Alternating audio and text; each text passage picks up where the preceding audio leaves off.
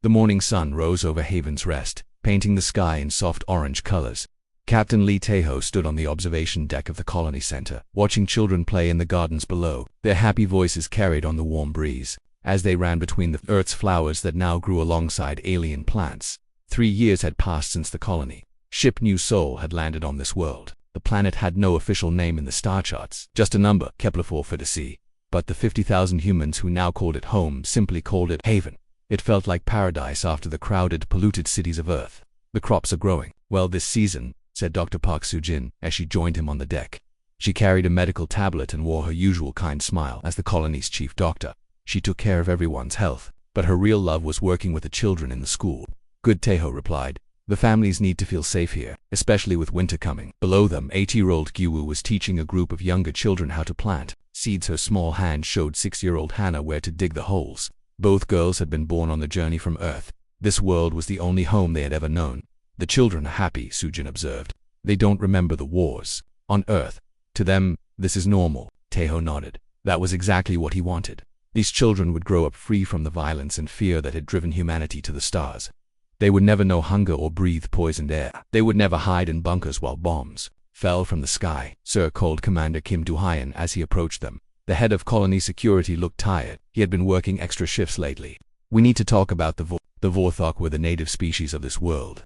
They looked like large lizards that walked on 2 legs. They had long tails, sharp claws, and yellow eyes that seemed to glow in the dark.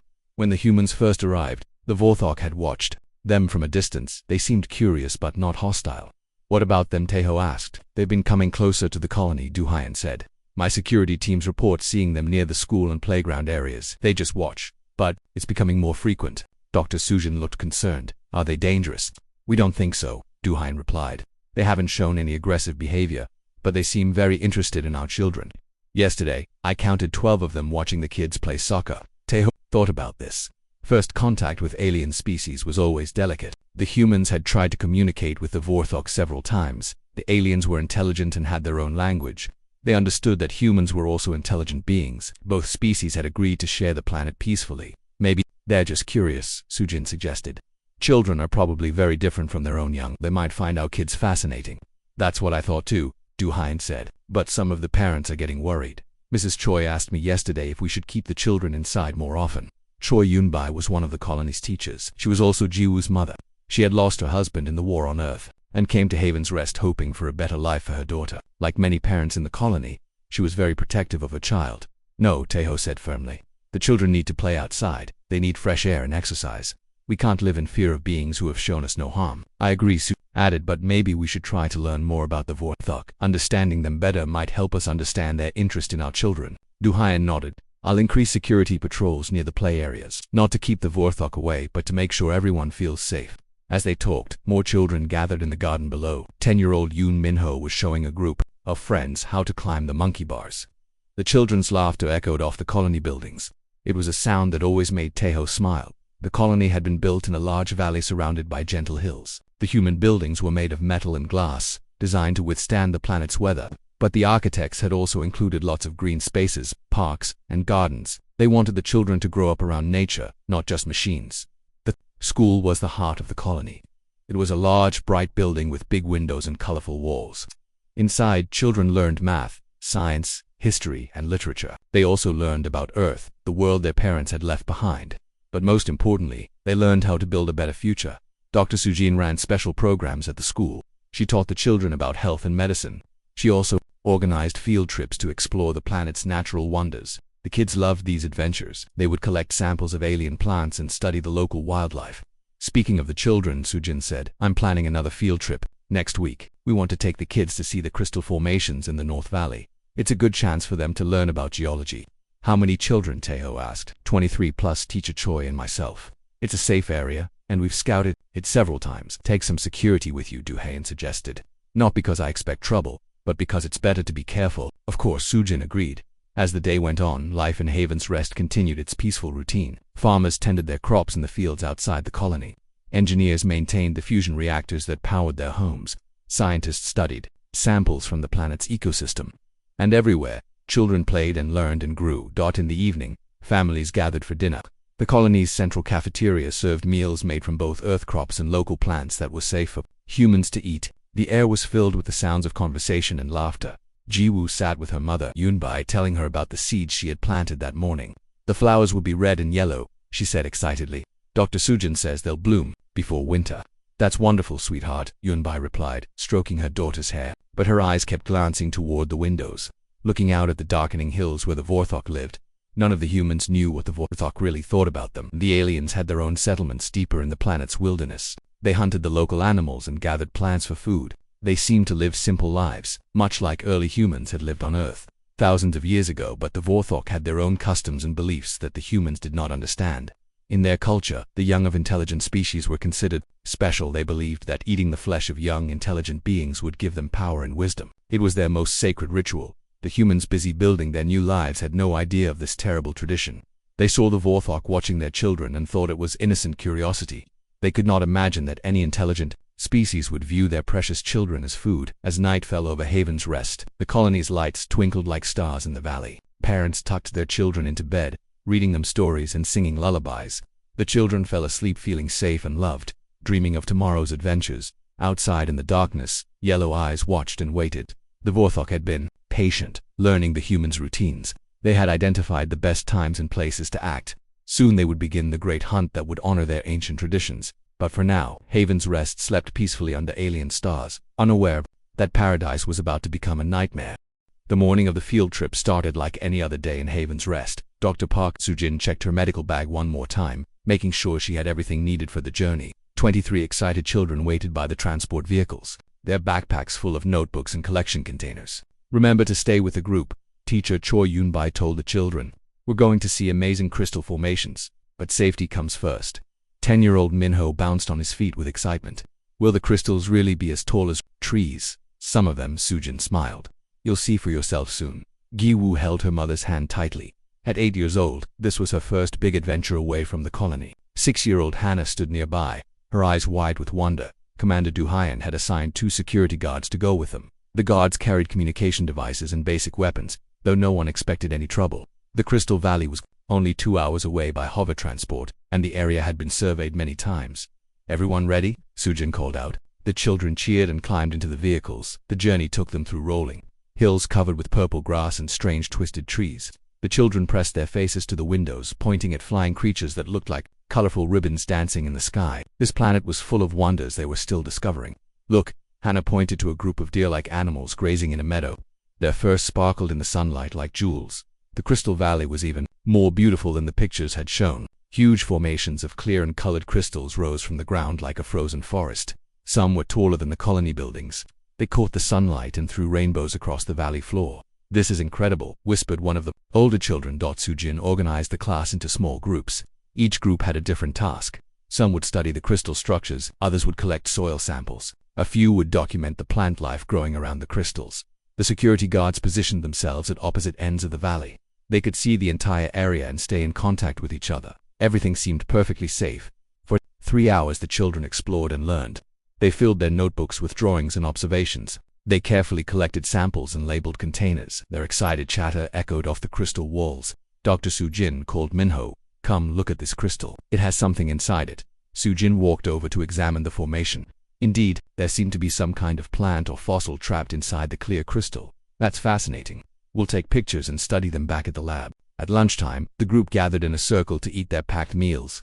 The children shared their discoveries and asked dozens of questions. This was exactly the kind of experience Sujin loved providing for them. Can we come back next week? Asked Jiwoo. We'll see, Yunbai replied. There are many other places to explore too.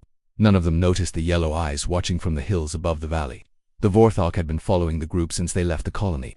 Elder Grixtel had planned this moment for weeks. The human younglings were finally away from their protected settlement. The attack came without warning.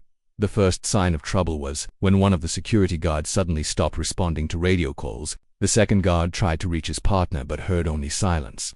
Something's wrong, the remaining guard told Sujin quietly. We need to gather the children and leave now. But it was too late. The Vorthok emerged from their hiding places among the crystals. There were dozens of them, moving with deadly purpose. Their reptilian bodies were perfectly camouflaged against the rocky surfaces. Their claws gleamed in the sunlight. Children, come to me quickly, Sujin called out, trying to keep her voice calm. But inside, Her heart was racing with terror. The Vorthok moved faster than any human could run. They surrounded the group before anyone could reach the vehicles. The children huddled together, frightened by these alien beings who suddenly seemed very different from the curious watchers they had known. Elder Grixtel stepped forward. He was larger than the other Vorthok, with scars across his scaled skin and decorative markings that showed his high rank. When he spoke, his voice was like gravel scraping against stone. "Human teacher," he said in broken human language. "Your younglings come with us now." "No," Sujin said firmly, moving to stand between the children and the aliens. "These are children, they're under my protection." The remaining security guard raised his weapon, but there were too many They had surrounded the entire group. Fighting would only put the children in more danger. "Why are you doing this?" Yuanbai asked, pulling Jiwoo close to her. "We have peace between our peoples." Grixtel's yellow eyes gleamed with something that might have been hunger. "Your younglings a gift from sky gods. They make us strong, make us wise. It's a great honor for them." The humans didn't understand what he meant, but the tone of his voice made their blood run cold. Whatever the Vorthok wanted with the children, it wasn't good. "Take me instead," Sujin said desperately. "I'm the adult responsible for them. Leave the children alone." Grixtel shook his head. "Adults no good, too old, too bitter. Younglings have pure life force, fresh minds. This is way of ancestors." The security guard tried to send a distress signal, but the Vorthok had brought devices that blocked all communications. The colony would not know anything was wrong until the group failed to return that evening. The Vorthok began separating the children from the adults. Their claws were sharp, but they were careful not to harm their captives. The children cried and called for their teacher, but there was nothing Sujin could do. "Please," Yunbai begged as they took Jiwoo from her arms. "She's just a baby. Please, don't hurt her." But the Vorthok showed no emotion. To them, this was simply harvesting. They had watched human families for months, learning which younglings were healthiest and strongest. These children would provide the most powerful life essence for their sacred rituals. Minho tried to run, but the aliens caught him easily. Little Hannah was too frightened to even cry. She just stared with wide eyes as strange hands lifted her, away from everything familiar and safe. One by one, all 23 children were taken. The Vorthok bound their hands gently but firmly. They spoke to the children in soothing tones, though the humans couldn't understand the words. "What are you going to do with them?" Sujin demanded. Grixtel smiled, showing rows of sharp teeth. "They join with us. Become part of great Vorthok spirit. Live forever in our strength." The teacher and security guard were left tied to the crystal formations. The Vorthok had no interest in adult humans. They took only what they needed for their ceremony. "We will return them when ritual is complete," Grixtel lied smoothly. "Is great honor. You should be proud." As the Vorthok disappeared into the hills, with the children, Sujin and the guard could hear the young voices calling for help. The sounds grew fainter and fainter until only silence remained in the Crystal Valley. The security guard worked frantically to free himself from the bonds. When he finally succeeded hours later, he immediately tried to contact the colony. But by then the Vorthok and the children were long gone. That night, when the field trip group failed to return, Commander Duhayan organized search parties. They found the abandoned vehicles and the 2 adults tied among the crystals. They found signs of struggle and alien footprints leading into the wilderness, but they found no trace of the 23 children, who had left Haven's Rest that morning. Full of wonder and excitement, the nightmare had begun. Captain Lee Taeho stood in the colony's emergency command center, staring at reports that made his blood turn cold. 3 days had passed since the children disappeared. 3 days of searching, hoping, and slowly learning the horrible truth. Commander Duhayan entered the room carrying a tablet. His face was pale and his hands were shaking. "Sir, we found a Vorthok who was left behind. He's badly injured but alive." "What did he tell you?" Taeho asked, though he dreaded the answer. "The children aren't coming back," Duhayan said quietly. "They never were. The Vorthak. They eat them. It's some kind of religious ceremony. They believe eating young intelligent beings gives them power." The tablet fell from Taeho's hands and clattered on the floor. For a moment he couldn't breathe. 23 children, 23 bright, innocent lives. Giwoo with her gentle smile. Little Hannah who loved to plant flowers. Minho, who asked a million questions every day. "Are you certain?" he whispered. "The Vorthak called it the Great Consumption." Duhayan replied. "They take the youngest and healthiest. They believe the children's life force will make them stronger and wiser. It's their most sacred tradition." Dr. Park Soo-jin sat in the corner of the room, crying silently. She blamed herself for taking the children on that trip. She blamed herself for not seeing the danger. The parents' faces haunted her dreams, especially Yunbai, who had trusted her with Giwoo's life. "How long do we have?" Taeho asked. "The ceremony that happens during their holy season," Duhayan said. "According to the injured Vorthok, it starts in 5 days. The children will be kept alive until then. They believe the life force is strongest when the victims are when they're still alive during the ritual." Taeho closed his eyes and tried to control his rage. In 30 years of military service, he had seen war, death, and cruelty. But this was different. This was evil beyond anything he could imagine. How many Vorthok are there? He asked. Millions, Duhyon replied. Their settlements cover 3 continents. We have 500 trained fighters in the colony. Even with all our weapons, we can't fight them all. Then we call for help, Taeho said firmly. We send a message to Earth. We tell them what happened here. The long-range communication system could send messages across space, but it took months for signals to travel between stars. Even if Earth responded immediately, help would not arrive in time to save the children. But Taeho wasn't thinking about rescue anymore. He was thinking about justice. He walked to the communication console and began recording. His voice was calm, but his eyes burned with a fury that would have frightened anyone who knew him. This is Captain Lee Taeho of Haven's Rest Colony, Kepler 4 to see. Emergency code Black. The native species, calling themselves Vorthok, have taken 23 of our children. They plan to eat them alive in a religious ceremony. This is not a rescue request. By the time you receive this message, those children will be dead. He paused, thinking of Jiwoo's laugh, of Hannah's curiosity, of all the dreams that would never come true. This is a war declaration. The Vorthok species hunts human children for food. They see our young as livestock. They have committed the greatest crime possible against humanity. We request immediate military response. Send everything you have. Show no mercy. Make them pay for what they did to our children. Taeho's voice broke slightly on the last words. They hurt human kids. Now humanity must hurt their entire species. End message. The signal was sent into space, racing toward Earth at the speed of light. It would take 4 months to reach home. 4 months for humanity to learn what had happened on this distant world. Meanwhile, the remaining colonists prepared for war they could not win. Every adult who could hold a weapon was armed. The colony's defenses were strengthened. Children who had survived were moved to the most protected areas. But the Vorthok attacks continued. Small groups of aliens began raiding the colony's outer settlements. They took more children whenever they could. The colonists fought back, but the Vorthok were too many and too well coordinated. They're not just taking children for one ceremony, Duhyon reported after another attack. They're harvesting them for multiple rituals. The injured Vorthok said human children are the greatest prize their species has ever found. Dr. Sujin worked around the clock treating the wounded and comforting families who had lost children. The colony's hospital was full of parents whose minds had broken from grief. Some sat in corners, staring at nothing. Others screamed and cried without stopping. We should surrender, suggested one of the council members during an emergency meeting. Give them what they want. Maybe they'll let the rest of us live. What they want is our children, Taeho replied coldly. All of them. Eventually they'll take every child in the colony. That's not surrender. That's extinction. The Vorthok sent messengers offering to negotiate. Elder Grixtel himself came to the colony gates under a flag of peace. He explained that the humans were overreacting. Taking the young was natural. It was the Vorthok way. They had always done this with other species on their world. Your children honor us, Grixtel said through a translator. They become part of something greater. Their death gives us life. You should be proud. Captain Taeho met with the alien leader personally. He listened to Grixtel's words with a face like stone. When the Vorthok finished speaking, Taeho gave his reply. You made a mistake, he said quietly. You could have lived on this world with us in peace. You could have shared the planet and built a future together. Instead, you chose to hunt our children. You chose to eat them alive. You chose to make us your enemy. Grixtel seemed confused by the human's anger. His natural way. Strong eat weak. Young give life to old. Why you not understand? Because we're not like you, Taeho replied. When humans protect their young, we become something you've never faced before. We become unstoppable. The negotiations ended. The Vorthok returned to their settlements, believing the humans would eventually accept their losses and submit. They didn't understand the message that was racing through space toward Earth. They didn't understand what they had awakened. That night, as Taeho walked through the colony, he saw the remaining children playing quietly in the protected areas. Their games were different now. They were more serious, more afraid. They knew monsters were real. They knew the adults couldn't always protect them, but they were still alive. And as long as even one human child survived, the fight would continue. In the distance, alien howls echoed from the hills. The Vorthok were celebrating their latest hunt.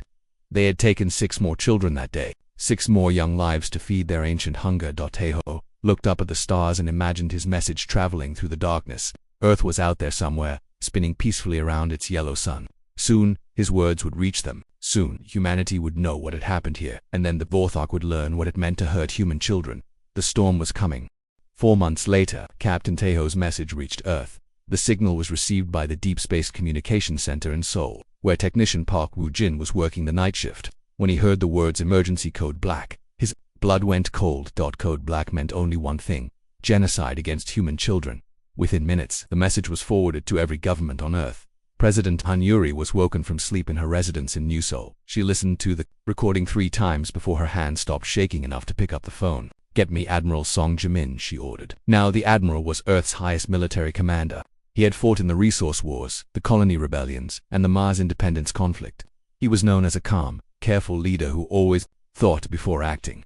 But when he heard Taeho's message, something changed in his eyes. "How many ships can we mobilize?" President Han asked. "Every single one," Admiral Song replied without hesitation. This is exactly what the Dead Children Protocol was designed for. The Dead Children Protocol was humanity's most secret military plan. It had been created after the first colony ships left Earth, when leaders realized their children might face threats beyond imagination. The protocol was simple. If any alien species targeted human children, Earth would respond with complete extinction warfare. No negotiations. No mercy, no survivors. "We're talking about killing an entire species," the president said quietly. "They eat our children alive," Admiral Song replied. "They hunt them like animals. They see our young as food. That species has no right to exist." Within hours, Earth's entire military was mobilized.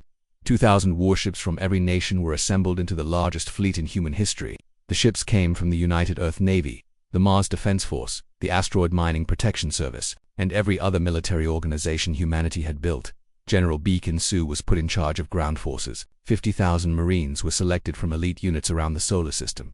These weren't ordinary soldiers. They were humanity's best fighters, trained for the worst kinds of warfare. Dr. Kong Soyoung was given unlimited resources to develop new weapons. She worked with teams of scientists to create tools specifically designed to destroy the Vorthok species. They studied genetic samples from other encounters and built weapons that would target Vorthok DNA. "I want them extinct," Admiral Song told his commanders. "Not defeated, not conquered. Extinct when we're finished. I want their entire species to be nothing but a memory."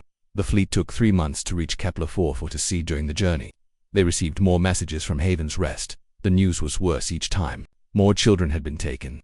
The colony was under constant attack. Food and medicine were running low. The final message came from Dr. Park Soo-jin. Her voice was broken and tired. "Most of our children are gone," she reported. "We have maybe 1,000 left out of 12,000. The Vorthok take more every day. Captain Taeho was wounded in the last attack, but he's still fighting. We're not asking for rescue anymore. We're asking for justice. Make them pay for what they did to our babies." When the fleet finally arrived at Kepler 442c, the sights that greeted them filled every human heart with rage. Haven's Rest was a burned ruin. The beautiful gardens where children had played were now graveyards. The school where they had learned and laughed was destroyed. Captain Nam Hyen-woo led the first landing ships to the surface. He found the survivors huddled in underground shelters. 3,000 colonists remained alive, including fewer than 1,000 children.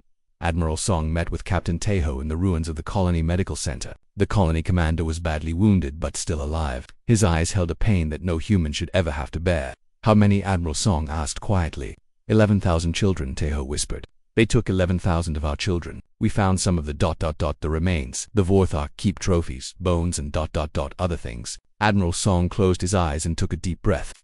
When he opened them again, they were as cold as space itself. "Show me," he said. Taeho led him to a hidden bunker where the colonists had stored evidence of Vorthok crimes. The room was full of photographs, video recordings, and physical evidence that told the story of systematic child hunting. The worst part was the recordings. That Vorthok had filmed their ceremonies. They were proud of their traditions and wanted to preserve them. The videos showed children being prepared for ritual consumption. While they were still alive and aware, Admiral Song watched in silence. His staff officers became sick and had to leave the room. But the Admiral forced himself to see everything. He needed to understand exactly what humanity was facing. Sir General Beak approached carefully. "The fleet is ready for orbital bombardment. We can begin the attack immediately." "No," Admiral Song said firmly. "Orbital bombardment is too quick, too clean. They don't deserve a clean death." He turned to face Taeho. "I want you to identify every Vorthok settlement on this planet. Every city, every village, every gathering place. We're going to visit them all personally." Dr. Kong Soyoung's biological weapons were loaded onto dropships. The weapons were designed to be slow-acting but completely effective. They would destroy the Vorthok reproductive system first, ensuring the species could never recover. Then they would shut down other biological functions one by one. "How long will it take?" Admiral Song asked. 6 months, Dr. Kong replied. "They'll have time to understand what's happening to them, time to realize they made a mistake." Captain Nam Hyen-woo prepared his bombers for precision strikes. Every Vorthok temple, every ceremonial site, every place where human children had died was marked for destruction. But the strikes would be small and targeted. The goal wasn't to kill quickly. The goal was to destroy everything the Vorthok held. Sacred. What about surrender? asked one of the younger officers. What if they try to negotiate? Admiral Song looked at the officer with eyes that had seen too much horror. There will be no surrender. There will be no negotiation. There will be no mercy. They hurt human children. Now they learn what that means. The survivors of Haven's Rest were evacuated to medical ships in orbit. Among them was 8-year-old Jiwoo, now 10 years old and forever changed by what she had witnessed. She had watched her mother die protecting her. She had hidden in basements while aliens hunted her friends. Dr. Park Soo-jin, now old before her time, held the traumatized children as they were taken to safety. She whispered promises that the nightmare was over, that the bad aliens would never hurt anyone again, but in her heart, she knew the nightmare was just beginning, not for the children, but for the species that had dared to harm them. Admiral Song stood on the bridge of his flagship, looking down at the world where so many innocents had died. His communication officer approached with a message from Earth. Sir, President Han is asking for confirmation of rules of engagement. Tell the President that the rules of engagement are simple, Admiral Song replied. Every Vorthok dies. Every single one. No exceptions. The war was about to begin. The war lasted exactly 847 days. It was not called a war in the history books. It was called the Reckoning. Admiral Song Jae-min began the campaign with a simple announcement broadcast to every Vorthok settlement on the planet. The message was translated into their language and repeated every hour for 3 days. You have made a choice to hunt human children. You have chosen to eat them alive for your ceremonies. You have chosen to make humanity your enemy. Now humanity chooses to end your species. There will be no mercy. There will be no escape. Every one of you will die. The Vorthok leaders tried to respond. Elder Grixtel sent messages explaining that their actions were traditional and sacred. He offered to stop taking human children if the humans would leave their world. He promised they could share the planet in peace. The humans' response was orbital bombardment of every Vorthok city. Captain Nam Hyan was bombers struck with surgical precision. They didn't destroy the cities completely. Instead, they targeted specific buildings, temples, ceremonial sites, and the storage areas where trophies from consumed children were kept. Every place that held meaning for Vorthok culture was turned to ash. We're not just killing them, Admiral Song explained to his officers. We're erasing them, their history, their culture, their beliefs. Nothing they valued will remain. Dr. Kong So-young's biological weapons were deployed across all 3 continents where Vorthok lived. The weapons were invisible, odorless, and specifically designed to target Vorthok DNA. They spread through air and water, reaching every corner of the planet. The effects were slow and deliberate. First, the Vorthok lost their ability to reproduce. Every egg laid after the weapon's release failed to develop. Then their immune systems began to weaken. Simple diseases that had never harmed them before became deadly. How long until they realized what's happening? General Baek In-soo asked. They already know, Dr. Kong replied. Their scientists have detected the biological agents. They understand they're being systematically exterminated. The Vorthok tried to fight back. They attacked human positions with desperate fury. But their claws and primitive weapons were useless against human technology. Space Marines in powered armor moved through Vorthok settlements like death itself. Major Lim Dong-wook led ground forces that showed no emotion and took no prisoners. When Vorthok civilians begged for mercy, the Marines simply pointed to images of the dead human children and continued their work. Please, one Vorthok elder pleaded through a translator. Our younglings had nothing to do with the ceremonies. Spare the innocent. Major Lim's response was cold and final. You didn't spare our innocent. Your entire species is guilty. The Vorthok tried to hide in caves and underground tunnels. Human forces used seismic charges to collapse every hiding place. They used gas weapons to flood sealed shelters. They used heat sensors to track survivors across frozen wastelands, sir, reported one of the junior officers. Some of the Vorthok are trying to surrender. They're offering to serve humanity as slaves if we let them live. No deals, Admiral Song replied without hesitation. No survivors. This species chose to prey on human children. That choice has consequences. As months passed, the Vorthok population dropped from millions to thousands to hundreds. Their once great civilization crumbled as disease and warfare took their toll. The aliens who had seemed so dangerous now appeared weak and desperate. Elder Grixtel was captured during the assault on the last major Vorthok settlement. He was brought before Admiral Song in chains, his proud bearing broken by months of watching his species die. Why, Grixtel asked through the translator, why such complete destruction? Your children are already gone. This will not bring them back. Admiral Song studied the alien leader for a long moment. Then he gestured to a display screen that showed pictures of the human children who had been taken. Giwoo smiling in the garden, Hannah planting flowers, Minho climbing on playground equipment. Look at them, Admiral Song said quietly. Look at the lives you destroyed. Look at the futures you stole. Look at the parents who will never recover from their loss. Grixtel looked at the images but showed no understanding. They were only younglings. New ones can be made. That was when Admiral Song realized there could never be coexistence. The Vorthok truly saw human children as nothing more than resources to consume. They felt no guilt, no remorse, no recognition of the evil they had committed.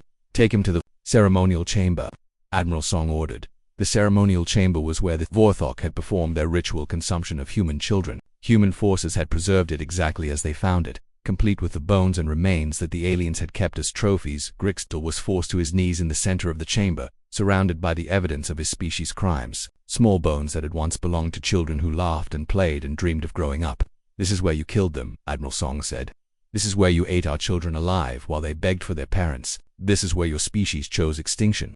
The execution was broadcast to every remaining Vorthok on the planet. They watched their leader die in the same place where human innocence had suffered. The message was clear. This was justice, not mere warfare. The final Vorthok settlement fell on day 847 of the campaign. It was a small village hidden in a mountain valley, home to fewer than 50 survivors. Most were elderly or sick from the biological weapons. "Sir," reported Captain Nam, "we've found the last group. Do you want to take prisoners for interrogation?" "No. Prisoners," Admiral Song replied. "Finish the job." The last Vorthok died as the sun set over their homeworld. Dr. Kang Soyoung confirmed that her biological weapons had rendered the species completely extinct. Even if any individuals had somehow who survived in hidden locations, they could not reproduce. The Vorthok would never recover. General Beacon Su's forces conducted systematic sweeps across all 3 continents. Using advanced sensors to detect any remaining life signs, they found none. Every cave was searched, every tunnel was checked, every possible hiding place was examined. The Vorthok species was gone. Admiral Song stood in the ruins of Haven's Rest, where the nightmare had begun. The colony was being rebuilt, but it would never be the same. Too many children's voices were missing. Too many families were broken. Dr. Park Soo-jin, now promoted to colony administrator, joined him among the memorial gardens. Each flower represented a child who had been taken. 11,000 flowers swayed in the alien breeze. "Is it finished?" she asked quietly. "It's finished," Admiral Song confirmed. "Every last one of them is dead. The species that hurt our children no longer exists." Giwu, now 12 years old and forever changed by what she had witnessed, approached them carrying fresh flowers for the memorial. She had survived, but the happy 8-year-old who had planted seeds with her mother was gone forever. "Will they come back?" she asked, still afraid after all this time. "No, sweetheart," Dr. Soo-jin said gently. "They can never come back. They can never hurt anyone again." The final act of the campaign was Admiral Song's message to the galaxy. Human forces had detected other intelligent species in nearby star systems. They needed to understand what had happened here and why. "This is Admiral Song Jaemin of the United Earth Fleet," the message began. "We have completely exterminated the Vorthok species of Kepler 442c. They chose to hunt and consume human children. That choice led to their extinction." The message included evidence of Vorthok crimes and documentation of humanity's response. It was broadcast on all frequencies to every corner of known space. "Let this serve as a warning to any species that might consider harming human children. We are a peaceful people who prefer trade and cooperation. But if you hurt our young, we will end your entire species. We do not negotiate with child killers. We do not show mercy to those who prey on innocence. We will find you, and we will erase you from existence." The message concluded with a simple statement that would become humanity's reputation across the galaxy: touch our children, and face extinction. Within years, the story spread to every spacefaring civilization. Humanity was known as the species that loved their young so much they would commit genocide to protect them. Other aliens spoke of humans in whispers, warning their own kind never to threaten human children. Haven's Rest was rebuilt as a monument to the lost children and a reminder of what humanity would do to protect them. The colony thrived, becoming a center of learning and growth. New children were born and raised safely under the protection of parents who would never forget the price of peace. G-Wu grew up to become a teacher, dedicating her life to caring for the next generation of human children. She never forgot her mother's sacrifice or the friends she had lost, but she also never forgot that when humanity's children were threatened, the entire species would rise up to defend them. The Vorthok were gone, but their memories served a purpose. They were proof that some line should never be crossed, and that humanity would cross any line to protect their young. The galaxy had learned its lesson. Human children were off limits forever and always, and in the gardens of Haven's Rest, 11,000 flowers bloomed eternal, reminding the universe of the price of touching what humanity held most dear.